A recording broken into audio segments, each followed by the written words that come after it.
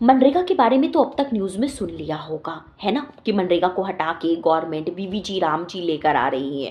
ये है क्या? चलो समझते हैं 2 मिनट में। देखो, मनरेगा स्कीम 2005 में गवर्नमेंट लेकर आई थी, जिसका पूरा नाम था महात्मा गांधी रोजगार गारंटी अधिनियम। ये एक तरीके का ऐसा एक्ट था कि लोगों के काम के अधिकार को सुनिश्चित करता था।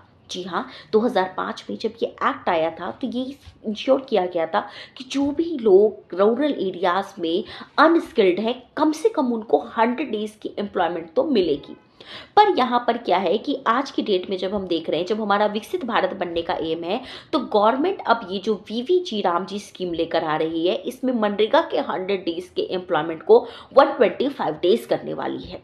मनरेगा जिसमें यहाँ पर 15 डेज के अंदर में सारी सेटलमेंट होनी थी, वीवीजी राम जी में ये सेटलमेंट 7 डेज में है। मनरेगा जिसमें काम डिफाइन नहीं था, वीवीजी राम जी में काम को 4 पार्ट्स में डिवाइड कर दिया गया है।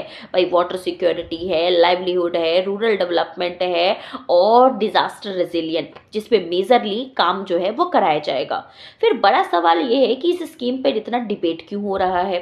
भाई डिबेट के पीछे वजह है, मनरेगा एक सेंट्रल सेक्टर स्कीम था, वहीं वीवीजी राम जी की अगर मैं बात करूं तो ये सेंट्रल स्पॉन्सर्ड होने वाला है। इसका क्या मतलब है?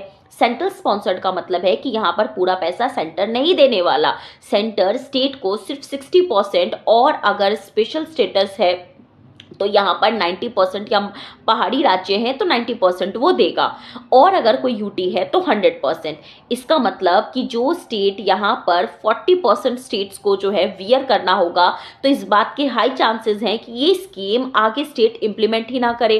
तो ऐसे में रूरल एरिया में रहने वाले लोग जिनके पास अब तक काम का एक राइट था, उनका क्या होगा?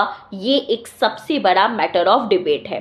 बाकी आप इस बारे में क्या सोचते हैं? Just let us know in comment section. Thank you.